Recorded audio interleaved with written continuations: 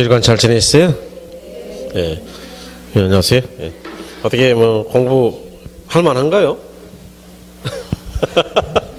왜 한숨부터 쉬시?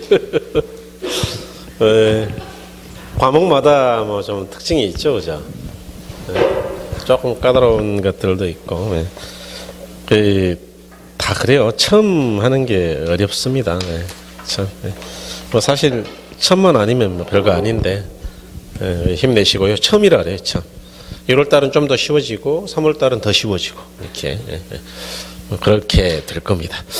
오늘 우리 58쪽 저번에 조금 덜 끝낸 부분 가볍게 좀 볼 거 있어요. 58쪽. 예.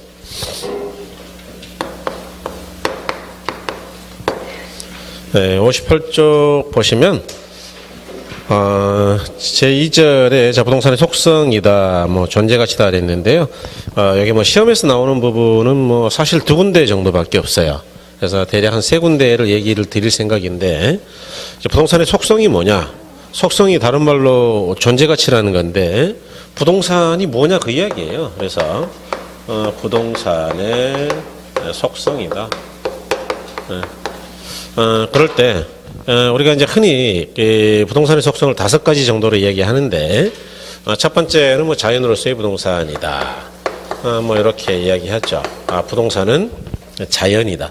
자연이 저번 주에 뭐라 그랬어요? 자연은 인공물이라 그랬어요? 아니고 인간이 만든 게 아니고 스스로 존재하니까 자연이라 그랬어요? 자연. 그렇죠. 그러니까 잘 모르겠다 그러면 반대말을 뭐 이렇게 생각한다 그랬어요. 그러니까 부동산 그 자체는 인간이 만든 적이 없죠. 그런 걸 이제 우리가 뭐라 그럴 거냐 하면, 조금 이따가는 부증성이라 그럴 거예요. 부증성. 여러분, 부증성이 뭐예요? 요 부증성 잘 모르겠다 그러면은 분석한다 그랬죠? 분석 한번 해보죠, 뭐. 아니 불자예요. 그러니까 불가능하다. 뭐가 불가능하냐? 증가가 가능한 거예요, 불가능한 거예요? 그러니까 인간이 만들어낼 수가 없으니까 늘릴 수도 없는 성질이에요. 땅이라는 게 지구는 하나밖에 없잖아요. 이 지구를 뭐 우리가 2개, 3개 늘릴 수는 없다. 뭐 그런 이야기죠. 그러다 보니까 이 자연물인 부동산은요, 인간이 못 늘린다는 문제가 있어요. 그래서 내 땅이라 하더라도 내 맘대로만 쓰기에는 조금 문제가 있다. 그런 걸 뭐라 그러느냐? 이런 걸 사회성 공공성이다, 뭐 이렇게 이야기하죠. 부동산은 특이하게도 동산과 달라서 뭐 내 건데도 내 맘대로 못 쓴다. 예컨대 동산이다, 뭐 빵이다, 빵. 빵은 뭐 국가가 빵에다가 그렇게 써놔요. 절반 이상은 절대 먹지 말 것. 이렇게 제한을 했다. 그럼 사람들이 사겠어요, 안 사겠어요? 사실 열받아서 뭐 사겠어요, 그거? 그런데 토지는요, 심지어 그린벨트는 아예 이용이 불가능해요. 그러잖아요. 땅을 샀는데 뭐 이용도 못하고 그냥 계속 가지고만 있으래. 그런데도 사람들이 사요. 왜 그러냐? 땅이라는 게 원래 뭐 내가 만든 것도 아니고 그러니까, 원래 공익을 위해서는 제한할 수 없다고 있다고요? 있다. 그런 게 공법이에요. 어제 공부하신. 네. 그 다음에 2번째로 자연물이죠, 뭐. 자연물이다 보니까 어떤 느낌이냐. 토지라는 거는, 우리에게, 이용할 수 있고 밟고 살 수 있는 기반이죠. 그래서 지표라는 걸 제공한다, 뭐 이렇게 이야기하고요. 또 그런가 하면은, 이 토지가 자연물이다 보니까 어떻게 되느냐. 위치라는 걸 제공한다. 교통관계에서. 그래서 어떤 위치에서 특정 위치로 우리가 왔다 갔다 할 수 있는 거는 자연물이기 때문이다. 뭐 이렇게 이야기하기도 하죠.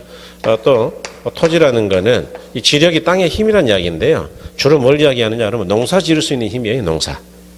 땅에다가 씨앗 뿌리면 농사가 안 된다고 해야 된다고요? 된다. 그래서 뭐 이런 정도가 뭐 시험에서 간혹 써먹는 지문이죠. 그래서 한번 읽어보자고요. 58쪽이죠. 58쪽 보시면 1번에 자연물로서의 속성 그랬는데, 토지는 인간이 생존하는 데 필요한 터전을 공급해주는 자연물로서의 가치를 지니는 존재이다. 여러분 우리가 가지고 있는 여러 물건들 중에 가장 중요한 게 뭘까요? 금덩어리일까요? 뭘까 도대체? 인간의 생활 터전으로 가장 중요한 거. 수십만 년 동안 인간이 떠나서 살 수 없었던 거. 핸드폰인가요? 핸드폰은 뭐 꼴랑 우리가 사용한 게 몇십 년 안 됐고요. 땅입니다, 땅. 우리가 그 토지의 소중함을 너무 잘 잊고 사는데, 옛날부터 뭐 땅만 있으면 일단은 먹고는 살잖아요. 생활할 수 있고. 그 이야기예요, 지금. 인간의 생존하는 데 필요한 터전을 공급해주는 자연물이다 이야기죠. 그럴 때 거기 세 번째 줄 맨 끝에 야, 토지는 공급의 유한성이 있어서 공급의 유한성이 아까 뭐라 그랬죠? 부증성. 그렇죠. 일반 경제이론 원리를 그대로 적용해 곤란하여 부동산하게 만들어졌고 이용에 있어서도 합리적 조정이 필요하고 그러니까 국가가 조정을 해요. 그런 걸 사회성 공공성이다 이렇게 이야기한다.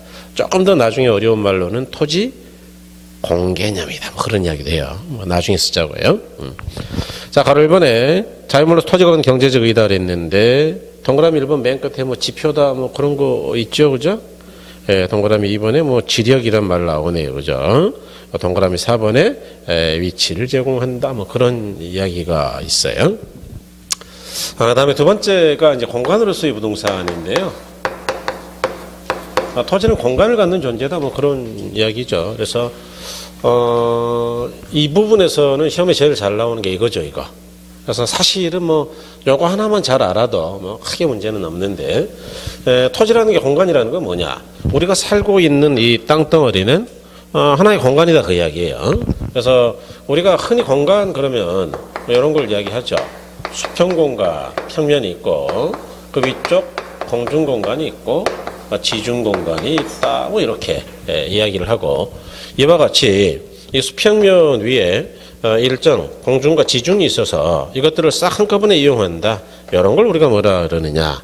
입체적 이용이다 또는 3차원 공간이다라고 이야기하죠. 그래서 우리가 토지는 3차원 공간 활동이다. 뭐 이렇게 이야기할 수 있고요. 그다음에 또 우리가 이 공간은 부동산의 특성과 관련해서 본다면 이것도 이제 조금 이따 할 텐데 영속성이라는 특성이 있다. 영속성이라는 거는 뭐냐? 여러분 모르면 우리가 분석한다 그랬어요. 영속성이 뭘까요? 자, 분석합니다. 영원히 존속한다. 계속된다 그 이야기예요. 그러니까 땅이라는 게 닳아져 없어진다고요. 수십만 년을 이 땅에 사람과 원숭이가 살아왔지만 닳아진 적이 없다고요. 닳아진 적이 없어요. 이 우주의 역사를 우리가 한 130억 년 요 정도 봅니다. 우리 태양계가 지구도 그 정도 봐요. 그러니까 그때 만들어졌을 거다. 근데 한 130억 년 이상을 계속해서 존재했지만 닳아졌다고요? 닳아진 적 없다고요? 닳아진 적 없다. 그런 이야기죠. 그럴 때 우리 민법은 토지 소유권을 뭐라고 하고 있느냐? 민법 212조 이야기인데 저번 주에도 조금 드리긴 드렸어요. 토지 소유권은 정당한 이익이 있는 범위 내에서 토지의 상과 하에 미친다. 이렇게 이야기하는데 정당한 이익이 있는 범위 내에서 토지에 지표면에만 미친다고요? 상과 하에 미친다고요? 상과 하. 그러니까 우리가 토지 소유권을 가지고 있으면 땅바닥만 이용하는 게 아니고 땅바닥뿐만 아니라 위쪽 공간에 건물 지을 수 있고 아래쪽에다 지하 구축물, 지하시설물을 지을 수 있다 그런 이야기죠. 그래서 이렇게 이야기하더라. 그럴 때 토지 소유권과 관련해서 여러분 그 책에 있는 그림이니까 뭐 당연히 안 그려도 됩니다. 그래서 우리가 토지 소유권과 관련해서 그 공간적 범위를 보면 이 부분을 여러분 그 지구라고 생각합니다. 지구를 우리가 수박 자르듯이 잘랐다고 보시면 돼요. 그럼 여기가 이제 뭐냐 하면 지구의 핵이죠, 핵. 그러니까 이 그림이 어마어마하게 큰 건데 지금 줄여놓은 거예요, 그죠? 자, 그럴 때 이쪽을 우리가 뭐라 그러느냐? 밟고 지나다니는 건 수평 공간이다. 수평 공간. 그럼 그 위층을 뭐라 그러느냐? 상층을 공중 공간. 그렇겠죠. 아래쪽은 지중, 그렇죠. 자, 그럴 때 우리가 이 수평 공간을 내 땅을 내 마음대로 이용하는 권리, 그걸 이제 배타적으로 이용한다 이렇게 이야기하는데, 그러니까 다른 사람은 배제하고 나만 이용한다고 이야기해요. 그런 걸 우리가 뭐라 그러느냐? 이런 걸 지표권이다, 뭐 이렇게 이야기해요. 그다음에 공중 공간을 마음대로 이용하는 권리는 공중권이다, 뭐 이렇게 이야기합니다. 지중 공간을 내가 이용할 수 있는 권리도 있는데, 그게 우리 민법에서는 지중권 그러면 얼마나 고맙겠어요. 아니고 지하권이라 그래요. 그러니까 법률 용어는 조금씩 다른데 지하권이다. 지하 부분을 이용하는 권리다. 뭐 그런 이야기죠. 자, 그럴 때 아까 뭐라 그랬죠? 민법에서 토지 소유권은 정당한 이익이 있는 범위까지 토지 상과 하에 미친다 그랬으니까 지표에서 일정 공간을 상하고 하까지 미친다 뭐 그런 이야기죠. 여기서 중요한 거는 뭐 시험에도 나왔지만 무한에 미친다는 이야기예요. 정당한 이익이 있는 범위라 그랬어요. 그러니까 적어도 무한하지는 않아요, 이거요. 다시 말해서 뭐 이런 이야기입니다. 무한이가 아니고 정당한 이익이 있는 범위인데, 예컨대 우리가 건물을 지어서 이용할 수 있는 공간이다. 그런 걸 사적 공중권이라 그래요. 사적. 내가 이용할 수 있다 그런 이야 개인적으로. 그래서 이용할 수 있다 이 동그라미 할게요.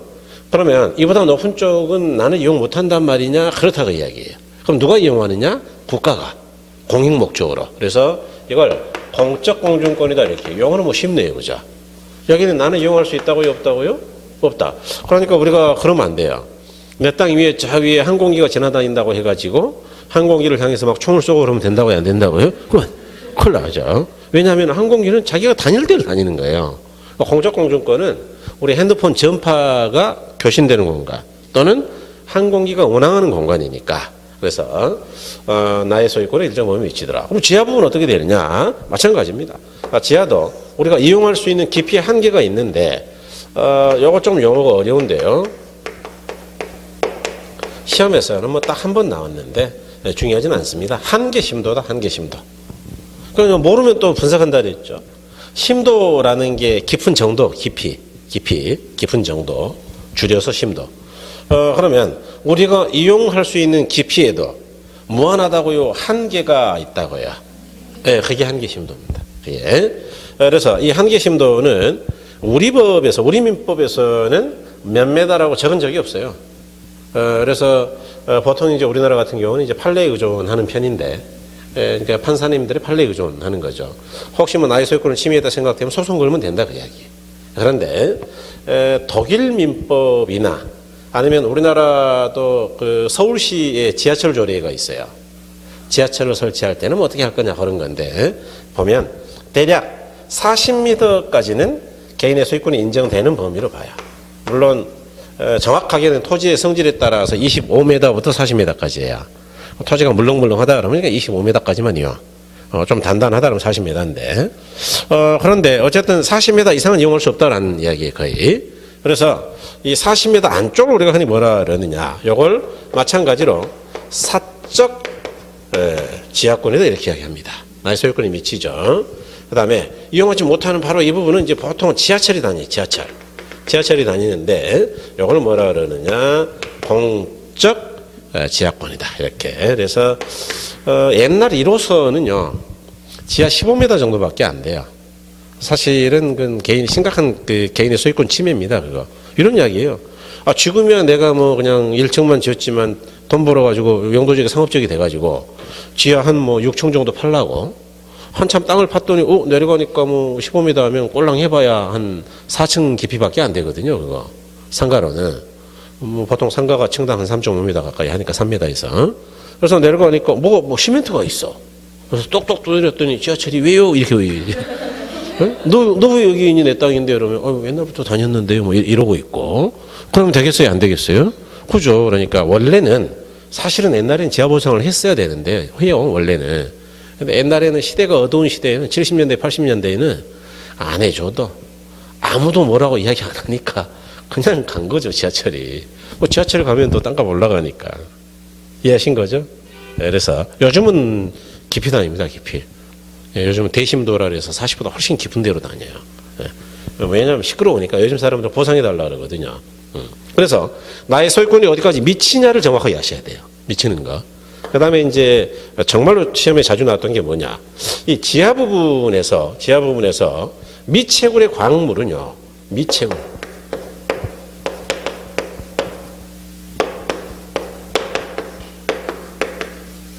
이거는 무조건 기억하셔야 됩니다. 나의 소유권이 미치지 않는다라는 걸 기억하셔야 돼요. 개인의 소유권이 미치지 않는다.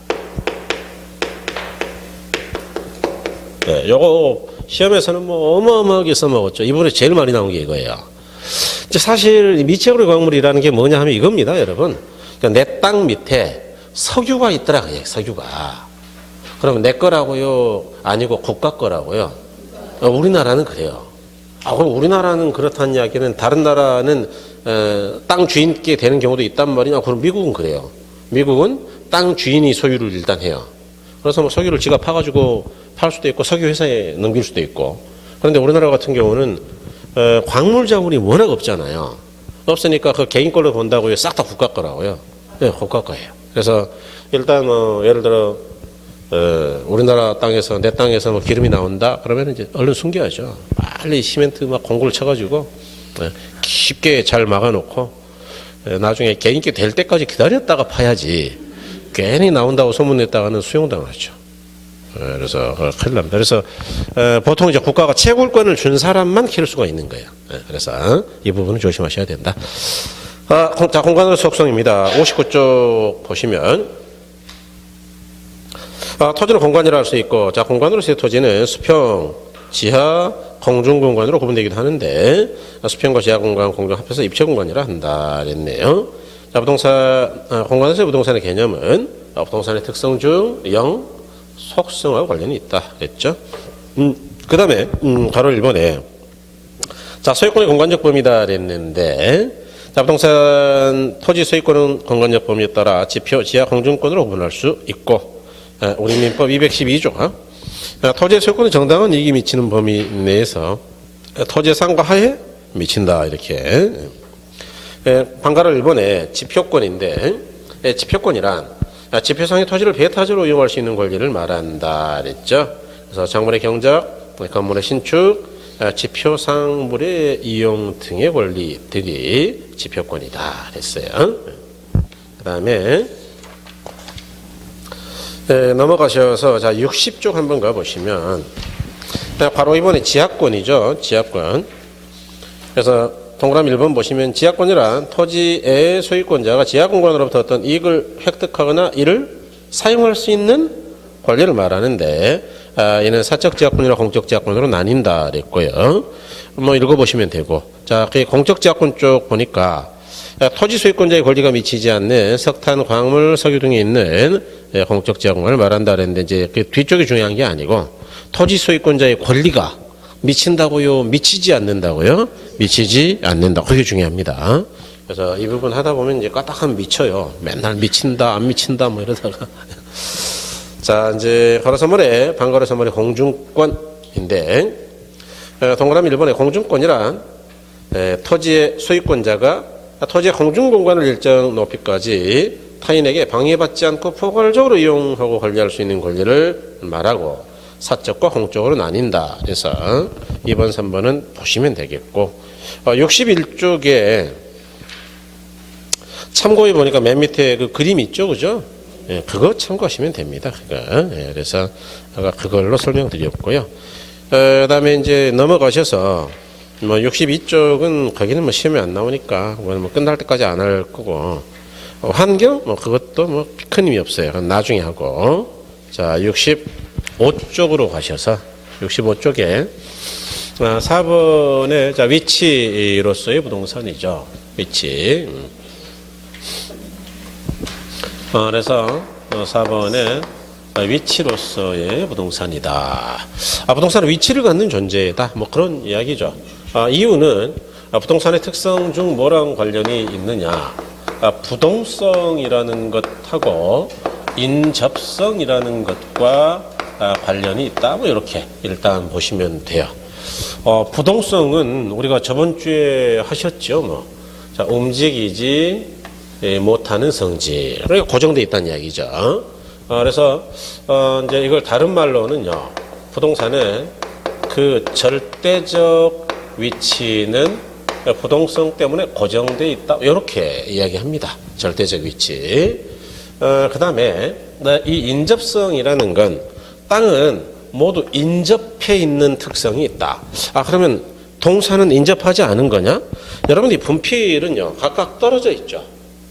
그런데 토지라는 거는 뭐 당연하다 생각하셨겠지만 내 땅이 어디까지냐라는 거는 눈으로는 구별할 수 있어요, 없어요? 없죠. 어디 뭐 이게 구분이 딱 끊어진 것도 아니고 다 붙어 있잖아요. 그러니까 우리가 지적도라는 굉장히 독특한 그림을 가지고 내 땅이 어디까지인지를 구획을 짓고 있잖아요. 그래서 실제로 내 땅을 알려면 지적 측량을 해봐야 되는 거죠. 정확하게는. 이와 같이 토지는 싹 다 붙어 있다. 그래서 이걸 우리가 다른 말로는 뭐라 그러느냐. 부동산은 그 상대적 위치는 인접성으로 인해서 붙어 있다 그 이야기인데, 여러분 예를 들어서요. 예컨대 제가 남양주 저 뒤에 산 속에 땅이 있다라고 가정합니다. 원래 이제 원래 여기도 아마 야산이나 그랬을 거예요 예전에는. 제가 글쎄요 한 10여 년 전, 지금도 거의 그러나 모르겠는데 안 가봤는데, 곡수리 쪽에서 마석 쪽으로 들어가면 가구단지 나오는 데 있지 않나요? 있죠. 예전에는 그 주변은 제 기억으로는 완전 산이었어요. 지금 안 가봐서 모르겠는데 아마 거의 개발됐을 것 같은데. 그런가요? 저 덕소 쪽이 덕소 한강가에. 덕소가 옛날에는 다 고시원촌이었어요. 네, 제가 고시 공부할 때 거기서 했거든요. 그러니까 덕소 시외버스 터미널에 내려가지고 한 30분 걸어가면, 산으로 걸어가면 산 속에 있는 집은 다 그때는 고시원이었어요. 네. 그래서 뭐 조그만 방들 다다닥 붙어 있고 젊은 애들이 거기 앉아가지고 공부는 안 하고 맨 조그만. 네. 아무튼 이제 그랬는데 지금은 말이죠. 지금은 지하철이 들어가고 있잖아요. 여기도 그렇고 덕소도 그렇고 지하철이 들어가니까 원래 그 자리 옛날 그 고시원에다 치죠 뭐. 그 절대적 위치는 언제 움직인 적 있어요? 그 자리에 계속 있는 거예요. 그 자리에 계속 있죠. 근데 지하철 여기 생기면 옛날보다 땅값이 쌀까요? 비싸질까요? 비싸죠. 아파트 막 들어가고. 그러니까 사실 상대적 위치라는 건 인근에 땅은 붙어 있으니까 지하철 같은 게 생기면 땅값이 올라간다 그 얘기예요. 그러니까 상대적 위치는 이 부동산처럼 항상 고정되어 있는 거예요. 주변 환경에 따라서 변화하는 거예요. 그 이야기입니다. 그래서 상대적 위치라 해요. 사람도 마찬가지잖아요. 사람도 우리가 누구 어떤 부모 밑에서 자랐느냐가 일단 가장 중요하죠. 그렇잖아요. 저쪽 그 강남에 있는 부모 밑에서 자랐으면 잘 먹고 잘 살았을 거고 키도 커요. 잘 먹으니까. 그런데 시골의 부모님이면 뭐 잘 먹진 않죠. 그러니까 키가 좀 덜 자라고 그러겠죠. 뭐. 네. 그래서 이와 같이 주변 환경에 따라서 변화하는 걸 상대적 위치라고 합니다. 자, 그럴 때 이 부동산은 이 위치를 갖는 존재, 즉 물리적 위치는 고정되어 있죠. 절대적으로. 그래서 이렇게 고정되어 있다 보니까 어떤 문제가 있느냐. 일반적으로 위치가 좋을수록 가격이 비싼 경향이 있어요. 그럴 때 이 위치 가치를 가장 잘 표현하는 게 바로 이 접근성이라는 개념인데, 접근성은 뭐냐? 어떤 목적물에 접근할 수 있느냐 없느냐 하는 성질인데, 어떤 목적물에 도달하는 데 걸리는 시간적, 경제적, 거리적, 심리적 부담이 작을수록 접근성이 좋다라고 이야기하죠. 바로 금방 갈 수 있다. 여기 이마트 가는 것처럼 이렇게 그런 건 접근성이 양호하다라고 이야기하고, 이와 같이 일반적으로 접근성이 좋으면 좋을수록 부동산 토지 가격, 땅값은 하락할까요? 상승할까요? 그렇죠. 그러니까 요즘 그 아파트 팔고 분양하고 이럴 때 맨날 강조하는 게 이런 거예요. 입지적역은 그래가지고 뭐 지하철역에서 가깝고 관공서 주변에 많이 있고, 좋은 학군이 뭐 걸어서 5분 거리 있고, 이마트 같은 편의시설이 뭐 걸어서 1분 거리다 뭐 이러고 있는 거예요. 그죠? 그러면 뭐 여자분들이 와, 그거 참 편리한 데네. 그러니까 아파트를 저거 살까? 이런 생각을 하는 거예요. 그죠? 이처럼 일반적으로 접근성이 좋으면 가격이 낮다고요? 높아진다고요? 높아진다. 이런 이야기죠. 그런데 이제 나중에 하겠지만, 이건 조심하셔야 돼요. 접근성이 좋으면 좋을수록 항상 부동산의 가격이 상승하는 건 절대로 아닌데 예외가 있다는 이야기예요. 어떤 예외가 있느냐? 예컨대 인간에게 한 개만 할게요. 나중에는 한 4개 할 건데, 위험 또는 혐오의 대상이다. 혐오의 대상이다. 이거는 접근할수록 땅값 떨어지죠. 예를 들어서 뭐 쓰레기 처리장이다. 쓰레기 처리장. 이런 건 접근하면 땅값 올라갈까요? 떨어질까요? 떨어지죠. 해필이면 우리 집 옆에 공터 200평이 있었는데 LPG 충전소 짓겠다고 땅을 지하로 20m 파고 있더라. 왜 그렇게 깊게 파세요? 그랬더니 LPG를 수십만 톤을 여기다 집어넣으려고요. 그럼 터지면요. 그럼 이제 살 수 있을까요? 빨리 가야 될까요? 빨리 가야죠. 그러니까 이런 게 접근하면 접근할수록 기분 좋다고요? 나쁘다고요? 나쁘다. 땅값 떨어지는 거죠. 그러니까 항상은 아니에요. 접근성이 좋으면 일반적으로 가격이 올라가지만 항상 올라가는 건 절대로 아니다라는 것 기억하시면 됩니다. 일단 예외를 외울 필요는 없고, 그래서 이 정도면 되겠다. 자, 한번 보죠. 4번의 위치로서의 속성인데, 자, 부동산은 그 부동산의 정하는 특정 위치를 갖는다. 즉 고정되어 있는 일정한 곳, 이런 걸 자, 부동산의 위치라고 한다. 위치는 절대적 기초, 상대 기초로 보면 되는데, 절대적 위치란 지리적 좌표로 결정되는 토지의 위치, 아까 부동성 이야기였죠. 상대적 위치란 주변 토지 이용 상황에 따라 결정되는 위치를 말한다. 그래서 아까 제가 상대적 위치라고 했다, 이런 이야기고. 자, 넘어가셔서 66쪽에 여러분과 가로 2번에 양가로 2번의 위치와 접근성인데요. 1번에 자, 부동산의 위치성에 가장 중요한 영향을 미치는 것 중에 하나는 접근성이다. 접근성이란 대상 부동산이 위치하고 있는 장소에서 다른 장소에 도달하는 데 소요되는 시간, 경비, 노력 등으로 측정되는 상대적 비용이다. 이번에 일반적으로 접근성이 좋을 때 그 부동산의 가치는 상승하고 그렇지 못할 때 하락한다. 항상 그런다 그랬어요? 일반적이라 그랬어요? 일반적, 그렇죠. 그 다음에 이제 가로 3번에 동그라미 아까 2번 제가 설명한 거죠. 접근성이 좋아도 위험 또는 혐오의 대상이라면 무조건 좋은 거라고요, 나쁘다고 알 수 있다고요? 나쁘다, 이렇게 그죠. 그래서 이렇게 보시는 거다. 그 다음에 68쪽 뭐 자산은 됐고요. 자, 여러분 69쪽으로 가시면 제3절은 이제 부동산의 특성인데, 이 부동산의 특성은 시험에서는 대단히 중요합니다. 일단은 무조건 한 개는 나오죠. 근데 이제 문제가 양이 많다는 문제가 있어요, 이게. 또 하나는, 그러니까 한 개 나오는 건 알겠는데 양이 많아. 또 하나는, 제가 저번 주에 이야기 드렸는데 총론이라는 게 뭐라 그랬느냐? 전범위, 체계 전체를 논의하는 거다 그랬잖아요. 요거 보면 알아요. 그러니까 이 특성은 거기 있는 거를 다 한글로 써놨지만 읽어보면 아직 안 배운 것들이 태반이에요, 사실은. 그러니까 뭐 읽어봐야 잘 모른다 그 이야기죠. 그래서 총론 공부할 때 어려운 게 그런 건데, 오늘은 각각의 것들을 다 이해하는 게 목표가 아니에요. 그게 아니고 용어 전체, 그다음에 체계를 정확하게 잡는 게 목표인데, 예컨대 이런 거죠. 자, 부동산의 특성이다 라는 것부터 생각하자고요. 부동산의 특성이다. 그래야 시험에 이제 빨리 접근해요, 오히려. 자, 부동산의 특성이 뭐냐? 부동산은 아는 단어니까 됐고, 특성이라는 거는 이제 처음 보는 거니까요. 요거는 쪼개보자, 분석. 자, 분리. 특별한 성질이죠. 그러면 이제 부동산이 갖고 있는 특별한 성질이다 그 이야기인데, 우리가 이 특성 또는 개성 뭐 이런 것들이잖아요. 이런 것들은 도대체 어떻게 봐야 우리가 드러나냐? 뭔가랑 비교해야죠. 약간 우리가 사람을 볼 때도, 야, 너는 정말 너무너무 재밌어. 아주 개성이 강한 친구야.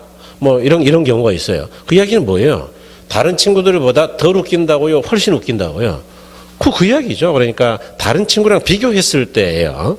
그러면 부동산은 어떤 친구랑 비교해야 독특한 특성을 정확하게 알 수 있느냐? 이제 그게 중요한데, 항상 동산하고 비교하는 거예요.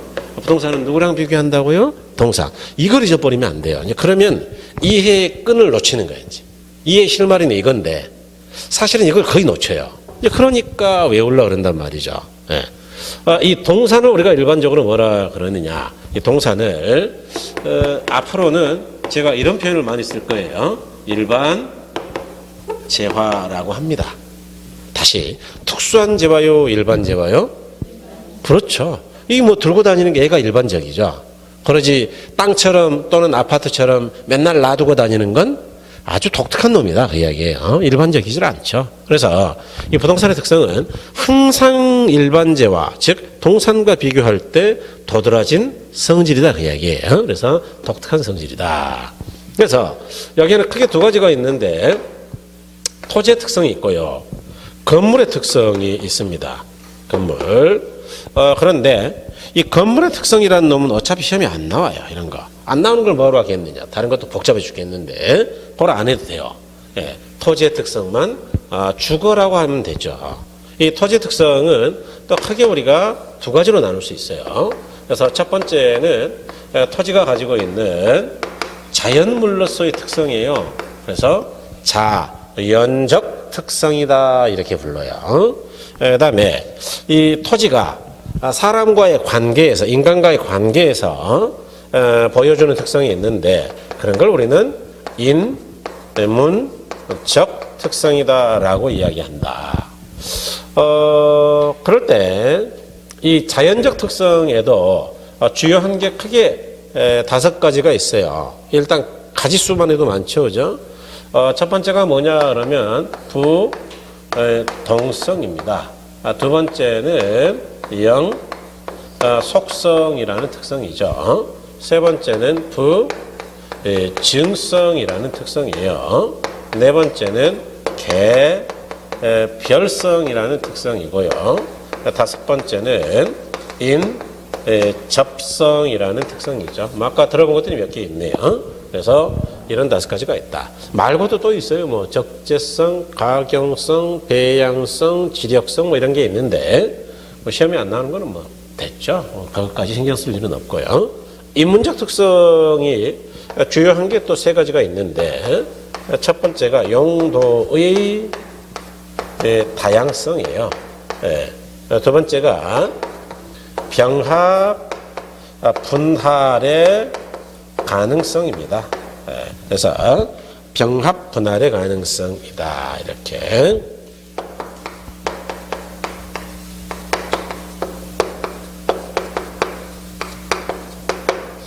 그 다음에 세 번째는 사회적, 경제적, 행정적 위치의 가변성이죠. 위치의 가변성이다. 이렇게. 그래서 이런 성질들이 있다. 자, 그럴 때 이제 이 토지 특성도 마찬가지죠. 이 토지가 이 동산, 일반 재화랑 어떻게 다르냐의 문제예요. 간단하게 볼게요. 동산은 움직이지만 토지는 움직일 수 있다고요, 없다고요? 없다. 그 이야기예요. 동산이야 뭐 분필, 원료 집어넣고 기계로 찍으면 얼마든 생산 가능. 요거는 생산 가능이요, 생산 불가능이요? 불가능. 부증성. 요거 분필은 쓰면은 닳아져 없어지잖아요. 그런데 땅이라는 건 없어진다고요? 영원히 사용 가능하다고요? 영원히 뭐 그런 이야기죠. 그래서 이런 여러 가지 특성이다 그 이야기예요. 자, 그럴 때 여러분 자연적 특성이라는 거는 토지가 자연물로서의 토지가 갖는 특성이다. 이렇게 흔히 이야기해요. 자연물로서의 토지가 갖는 특성이다. 그래서 이런 거를 우리가 선천적 특성이다라고 이야기하기도 하고, 또는 본원적 특성이다라고 이야기하기도 하고, 또는 불변적 특성이다라고 이야기하기도 한다 이야기죠. 그럴 때 이 토지 그 자체 자연물인 토지가 갖는 특성이구나 이런 이야기고, 인문적 특성은 뭐냐 그러면 이 인문이라는 거는요. 근데 우리가 인문학 할 때도 마찬가지인데, 인문은 동물들이 만든 게 아니고 인간이 만들어낸 문화적 소산이에요. 그러니까 인간의 머리에 창조된 것들을 인문학이다 이렇게 이야기해요. 그런데 예술이다, 철학이다, 동양 철학이다, 뭐 이런 것들을 우리가 뭐라 그런다고요? 인문학이다, 뭐 역사다 이런 거. 그래서 요거는 그러니까 사람이 만든 거니까 땅만 있을 때 드러나는 게 아니고, 요거는 땅 혼자서 그냥 가진 특성이지만 이 땅에 인간이 살아갈 때 이 인간이 토지에게 부여한 특성이에요. 인간이 살다 보니까 야 토지는 용도가 한 가지가 아니라 다양하네 뭐 이런 거, 이런 특성이죠. 그래서 이걸 우리가 흔히 뭐라 그러느냐, 후천적 특성이다. 이렇게 후천. 여기는 선천이고 여기는 후천이죠, 그죠? 뭐 둘 다 배울 필요는 없겠네요. 본원적이 아니고 인위적 특성이다. 인위적. 인간이 부여있다 그 이야기죠. 인위적으로. 불변이 아니고 가변적 특성이다. 뭐 이런 것도 이제 간혹 시험에서 물어보는데 어려워하죠. 이런 걸 외우려고 그러시니까 어렵죠. 외우지 말고 보자고요. 여러분 우리가 선천 후천이라는 이야기 많이 씁니다. 뭐 혹시 들어보셨나요? 뭐 선천 세계가 있고 뭐 후천 세계 이런 거 들어보셨어요? 안 들어보셨어요? 동양학에 관심이 없으시구나. 김일부라고 뭐 정역이라는 걸 만든 우리나라 아주 오래됐어요. 그분 한 200년 가까이 되신 분인데 위대한 학자가 있었는데 그분이 뭐 선천이었다고 후천이었다고 이런 이야기를 하죠. 뭐 나중에 기회가 되면 시험 끝나고 얘기하자고요. 시험 때까지는 그런 이야기 할 틈이 없으니까. 어쨌든 선천이 뭐냐 그러면 먼저 선자 하늘 천자예요. 그러니까 하늘이 열리기 후예요, 전이에요. 그런 이야기네. 요거는 하늘이 열린 전이요, 후요. 이제 하늘이 열렸다는 게 뭐냐 도대체? 하늘이 뭐 이렇게 문 열듯이 열리는 거냐? 그건 아니고요.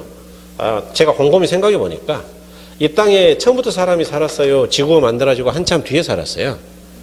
지구 역사 한 130-140억 년으로 따지면 인간이 이 땅에 산 거는 뭐 1초도 안 돼요. 지구 역사로 보면. 순간도 안 되죠. 10만 년, 20만 년 해봐야. 그런데 어쨌든 이 땅에 사람이 살기 전까지를 선천이라 그래요. 아무것도 없는 무생물의 세계니까. 이 땅에 사람이 살아가는 걸 선천이요, 후천이요? 후천. 그러니까 사람이 있을 때 부여한 거예요. 요거는 본래 땅이 갖고 있다, 본원적. 이건 인위적으로 인간이 부여했다, 인위적. 이제 이해하면 뭐 어려울 건 없죠. 물어보면 다 알 수 있으니까. 예컨대 토지의 잔이 특성, 토지 그 자체가 가지고 있는 인위적 특성이다. O요, X요? X. 그렇게. 왜냐하면 토지 그 자체가 갖는 거 본래 갖는 거니까 본원적이죠. 그 다음에 자, 이 문적은 얘는 땅이라는 게 바뀌지 않으면 변하지 않는 불변적 특성이지만 인위적은 인문적은 이 땅에 살아가는 인간이 바뀌면 고정돼 있을까요? 변화할까요? 변화. 간단합니다. 조선시대 때의 토지에 대한 관념하고 지금 현대사회의 토지에 대한 관념은 같을까요? 전혀 다를까요? 다르죠. 조선시대 때 어떤 게 땅값이 비쌌겠어요? 농경지. 주된 산업이 농업이니까. 그래서 농사 잘 되는 비옥한 땅이 최고예요. 그래서 세종대왕 때 조세 같은 걸 보면 조선시대 때는 경작이 얼마나 잘 돼서 얼마나 많이 소출하느냐에 따라 세금이 달라요. 비옥도에 따라. 그래서 이와 같이 그 당시에는 농사가 중요했다. 오늘날은 농사 중요합니까? 전혀 안 중요합니까? 제일 싼 게 농경지예요. 뭐 임야 다음으로. 뭐 물론 임야가 더 싸겠지만 요즘 중요한 건 뭐냐 그러면은 장사가 잘 되냐 안 되냐 뭐 이런 거 상업지. 그러니까 오늘날 사람들은 과거 조선시대 사람들하고 같다고요? 전혀 다르다고요? 다르다고 이야기죠. 그래서 이러한 특성을 갖고 있더라고 이야기죠. 자, 그래서 이 각각의 특성에 대해서 간략하게 보고 파생되는 특징은 공부를 좀 하면서 볼 거예요, 나중에. 그래서 일단 여기까지만 확인하죠. 여기까지 일단.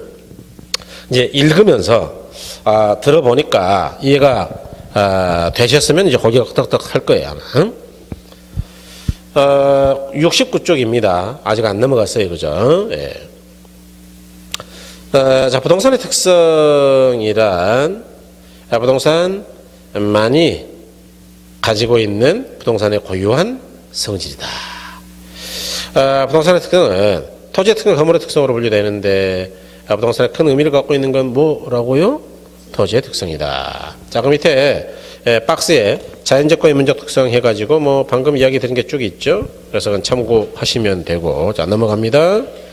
70쪽의 1절을 먼저 1절 보니까 토지의 자연적 특성이죠. 토지의 자연적 특성은 토지 그 자체가 본래부터 지니고 있는 성격으로 그러니까 본원적이라는 이야기죠. 본래 자연물로서 갖고 있는 성질이다. 물리적 특성이라고도 하고 선천적 불변적 특성으로 일반적으로 부동성, 영속성, 부증성 등등등등등이 있다. 이런 이야기고. 그 다음에 넘어가셔서 73쪽에 보시면 제2절에 인문적 특성이죠. 그래서 토지의 특성 중 토지와 인간의 관계에서 비롯되는 토지의 특성이 인문적 특성인데 이에는 용도의 다양성, 병합 분할의 가능성, 사회 경제 행정적 위치의 가변성 등등 등이 있다 그런 이야기죠. 그러니까 토지와 인간 간의 관계에서 드러난다 그랬죠. 그래서 아까 후천적이고 가변적이고 인위적이다 그랬던 거죠. 그죠?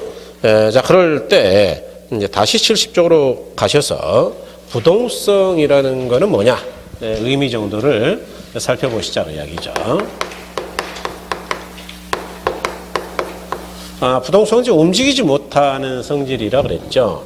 그래서 이걸 다른 말로는 지리적 위치의 고정성이다 이렇게. 그래서 고정성이다라고도 이야기합니다. 지리적 위치가 늘 고정되어 있다 이렇게. 그래서 이건 쉬운 특성이죠. 말 그대로 못 움직인다는 이야기니까 뭐 이해 못할 건 없어요. 그래서 그 파생되는 특징은 참으로 여러 가지가 있지만 오늘 뭐 그걸 다 이야기 드릴 수는 없고 아직 안 배웠으니까 한두 개만 이야기 드리면 부동산하고 동산의 구별 근거가 되는 특성이에요. 뭐 누구나 할 수 있죠 이거는. 부동산과 동산의 구별 근거는 뭐냐 그러면 움직일 수 있느냐 없느냐의 문제이니까. 그 다음에 두 번째로 이 부동산과 동산이 공시 수단이 달라지는 근거이다 이런 이야기죠. 공시수단이 달라진다라는 건 뭐냐? 아직 이제 여러분이 저기 등기법 공부를 여기까지는 안 했을 것 같긴 한데 했을지도 모르겠네요. 자, 동산이라는 거는 주인이 누구냐라는 걸 표시할 때요. 별도의 등기 그런 거 표시 필요 없어요. 그냥 가지고 있으면은 내 건 줄 다 알아요. 가지고 있는 거. 쉽죠? 아니 그렇게 우리 알고 있잖아요. 어떤 친구가 뭐 핸드폰 들고 다녀. 그럼 당연히 그 친구 거라고 생각하는 거지. 그 친구가 누구한테 잠깐 빌렸다라고 생각하진 않잖아요. 네, 그래서 그걸 우리가 법률용어로 뭐라 그러냐 그러면 점유만 하면 돼. 점유가 가지고 있다는 이야기예요. 민법에서도 이제 들어보실 건데 금방 가지고 있다. 그런데 부동산은 가지고 있는 것만으로는 안 돼. 왜냐? 우리가 생활하려면 항상 점유를 이탈해. 나와야 되거든요. 오늘 아침에 집에서 나오셨죠? 나올 때 막 걱정돼가지고 가만히 있어요. 내 집을 누가 가져가면 어떡하지? 걱정돼가지고 혹시 짊어지고 오셨나요? 아니면 문을 막 못질을 하고 난리를 치고 오셨나요? 아니잖아요. 그죠? 왜 그러냐? 부동산은요, 못 가지고 다니니까 점유만 가지고는 안 돼요. 그 사람이 주인인지를 알 수가 없고, 우리가 저번 주에 잠깐 들어보셨던 등기라는 걸 해야 된다. 그 이야기예요. 등기. 공시하는 방법이. 그러니까 왜 우리가 안심하고 집을 놔두고 나오느냐? 열쇠가 있어서, 열쇠가 그까짓 거는요, 그냥 뭐 드라이브 한 개면 다 따져요. 그까짓 거. 안 되나? 안 해봐서 알 수가 있나 이거. 아무튼 힘이 별로 없다. 힘이. 그게 그까짓 게 뭐 얼마나 힘이 있겠어요. 문짝도 다 떼버리는 세상인데. 그런데 등기가 돼 있으니까 이 사람이 주인이구나. 내 거 아니네. 그러고 이제 뭐 누구 건지를 알 수 있다는 거죠. 그 다음에 한 개만 더 할게요. 조금 어려운데 우리가 못 움직이다 보니까 부동산 활동을 할 때는 이 입지 선정이라는 게 상당히 중요해요. 입지. 뭐 많이 들어보셨잖아요. 부동산은 하나도 입지, 둘도 입지, 셋도 입지, 넷도 입지, 결론은 입지다. 맨날 그 이야기예요, 사람들이. 특히 이제 뭐 투자하세요라고 이야기하는 분들이 하는 가장 많은 이야기가 입지에 대한 이야기입니다. 실제로 우리가 뭐 개발 계획 또는 뭐 분양 계획, 기획안을 만들 때 가장 비중을 많이 두는 게 입지적 여건에 대한 분석이에요. 그리고 시장의 수요 공급, 가격에 대한 분석, 뭐 이런 것들을 많이 하는데 어쨌든 그 입지라는 게 중요하다. 왜 입지가 중요하냐? 일단 한번 자리 잡으면 못 움직이니까 이런 이야기예요. 그래서 이런 걸 부동성에서 파생되는 것 이렇게 이야기하죠. 자, 그래서 딱히 보니까 동그라미로 부동성이란 토지의 위치는 인간의 힘으로 이동할 수 없다는 특성인데 이 특성은 토지가 어느 가장 특징적인 것이고 고정성 또는 비동성이라 한다. 그래서 바로 안에 있는 단어를 싹 다 외워야 되느냐? 그럴 필요 전혀 없어요. 그러니까 부담 갖지 말고 뭐 틈이 나면 읽어만 보세요. 그럴 때 동그라미 2번의 파생 특징인데 방금 제가 기억본 이야기 드렸죠. 그래서 부동산과 동산을 구별짓는 근거이고 공시 방법의 차이가 있다. 그런 이야기 드렸고요. 그 다음에 비읍번 이야기 드렸죠. 비읍번. 토지용 방식 또는 입지 선정이 덜 중요하다고요? 중요하다고요? 중요하다. 뭐 이런 거 이야기 드린 거죠. 그래서 요렇게. 그 다음에 이번에 영속성인데 하나만 더 할게요. 영속성이다. 이 영속성은 아까 우리가 공간으로서의 부동산을 잠깐 말씀드렸는데 영원히 존속하는 성질이다 이런 이야기죠. 그래서 요거를 어떤 학자는 조금 어려운 말을 써요. 불괴성이라는 말을 쓰는데 또는 불변성이다 또는 내구성이다. 이 괴가 괴멸되는 것, 깨지는 것, 닳아지는 것 그런 이야기예요. 땅은 영원히 있으니까 괴멸된다고요? 닳아지지 않는다고요? 닳아지지 않는다 얘기죠. 토지는 우리가 자손만대로 조상으로부터 계속 물려받아 이 땅에 살고 있지만 닳아진 적이 없다. 그런 이야기죠. 그래서 그래서 이 부동산이 갖고 있는 영속성 때문에 문제가 되는 건 뭐냐? 말이 어려운데 달아진다라는 걸 우리가 학문적 표현으로는 감가라고 이야기할 거예요. 감가가 뭐예요? 가치가 증가하는 거예요, 감소하는 거예요? 감소. 예컨대 자동차 새 거 사면 1년 뒤에 중고로 팔면은 가격이 얼마나 감가되는지 혹시 아세요? 1년 지나면. 뭐 한 20년 쓰니까 20분의 1 달아지나요? 여러분들이 역시 차에 관심이 별로 없으시죠, 그죠? 외제차 같은 경우는 한 30% 가까이 까지죠. 현기는 조금 덜 까질 겁니다. 25% 정도. 그럼 그러니까 30%가 까진다는 이야기는 뭐냐 하면, 아니, 한 20년 쓰는 차인데 그 중에 무려 30%가 없어지는 거예요. 5%가 아니고. 1년에. 이해하신 거죠? 그러니까 가치가 늘어난다고요? 감소한다고요? 그렇죠. 그러니까, 제가 볼 때는 저는 뭐 중고차를 거의 안 샀는데요. 멍청한 거죠. 그런데, 제가 볼 때는 중고차 1년 지난 거 사는 것도 나쁘지 않죠. 뭐 가장 좋다라는 이야기는 아니고, 예. 요즘은 뭐 이제 그러지 않는데 예전에는 철이 없어가지고 뭐 3년이면 무조건 차 바꿨어요, 그냥. 왜냐하면은 그때부터 수리비가 좀 나오거든요. 제가 3년이면 한 10만 정도 뛰니까 좀 많이 타요. 예. 워낙 차를 좋아해가지고. 예. 강의 다니는 것도 많이 타지만 또 강의 안 다니면 또 싸돌아다니라고. 그래서 많이 타는 편이에요. 뭐 사진 찍고 여행하고 이런 거 좋아해가지고. 예. 근데 어쨌든 뭐 이제는 그럴 필요가 없다. 제가 볼 때는. 한 1년 지난 게 가장 싸더라. 예. 그래서 남이 30% 비용 부담해 준 거나 다름없으니까. 예. 그래서 감가가 안 된다라는 이야기예요. 땅은 안 달아진다. 자동차처럼 떨어지지 않더라. 달아지지도 않더라. 물리적으로. 그래서 이걸 이제 더 정확하게 말하면은 나중에는 우리가 평가 쪽에서는 다시 고민할 텐데 물리적 감가가 없다. 물리적으로 달아지지 않는다. 그런 이야기죠. 그래서 부동산은 이렇게 써도 달아지지 않는 존재이니까 어떻게 되느냐. 보통은 가치, 보존력이 우수하다라고 이야기하고, 그러니까 가치를 잘 몰고 있는 거예요. 그러다 보니까 우리가 투자재로 아주 선호하는 재화이다 이런 이야기죠. 여러분 우리가 가치가 높다고 생각하는 것들을 흔히 보석이다 뭐 이렇게들 이야기하는 것 같아요. 보석의 특성이 뭡니까? 보석. 한 가지는 제가 이야기할게요. 반짝반짝 빛난다. 자, 이제 제가 이야기해버렸어. 제일 쉬운 거. 보석의 특징. 왜 비싸요? 보석 이거. 다이아몬드나 뭐 금은 왜 비싼 거죠? 먹을 수 있어요? 맛이 특별히 변화가 없죠. 예, 특성이 영속성이에요. 예, 다이아몬드는 세상에서 가장 단단한 거는 아시죠? 다이아몬드를 망치로 깨면은 다이아몬드가 깨진다고요? 망치가 기스가 난다고요? 망치가 기스가 나요. 상상이 안 되겠지만. 경도가 쇠보다 훨씬 강하니까. 아니, 유리나 쇠 같은 거를 다이아몬드로 커팅해요. 이해하신 거죠? 예, 소위 이제 연마석 금강석이라는 다이아몬드인데, 예. 요즘은 그보다는 이제 물을 많이 쓰죠. 워터커트.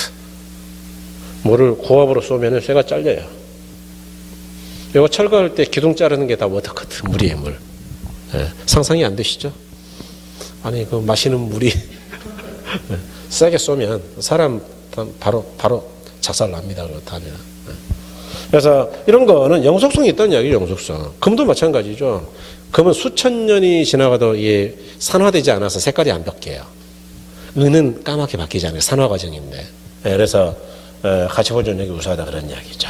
예, 그래서 영원히 쓰는 재화이기 때문에 우리가 투자를 많이 하더라. 땅도. 그다음에 세 번째로 뭐 요거까지만 하자고요. 그러다 보니까 부동산은 관리의 의의가 커진다. 오래 쓰는 재화이니까 막 던져놔야 될까요? 좀 관리를 잘 해야 될까요? 관리 뭐 그런 이야기입니다. 그래서 영속성인데 자 동그라미 1번 보시면 토지는 사용이나 시간의 흐름에 의해 소모 또는 마멸이 되지 않는다는 특징이 있는데 이런 걸 영속성이라 하고 이 영속성을 불변성, 비소모성, 내구성, 불괴성이라고 하는데 이 특성은 토지와 건물의 약간의 차이는 있다. 뭐 건물 이야기는 나중에 할 거예요. 아주 오랜 뒤에 3번에 파생 특징 그랬는데 니은번에 보니까 뭐 단기만 따진다고요. 좀 장기적 배려를 해야 된다고요. 장기적. 그렇죠. 오래 쓰니까 그다음에 디귿번에 물리적 감가가 안 된다. 뭐 아까 이야기 드렸던 거고. 우리 1번에 투자 대상으로서도 우수하다 그 이야기죠. 그다음에 비읍번에 보니까 부동산은 내팽개치면 안 되고 관리가 돼야 된다. 뭐 그런 이야기 하는 것 같아요. 그래서 이렇게 보시면 되겠다. 그다음에 이제 부증성부터는 조금 쉬었다 하셔도 될 것 같습니다. 잠깐 쉬었다 뵙죠.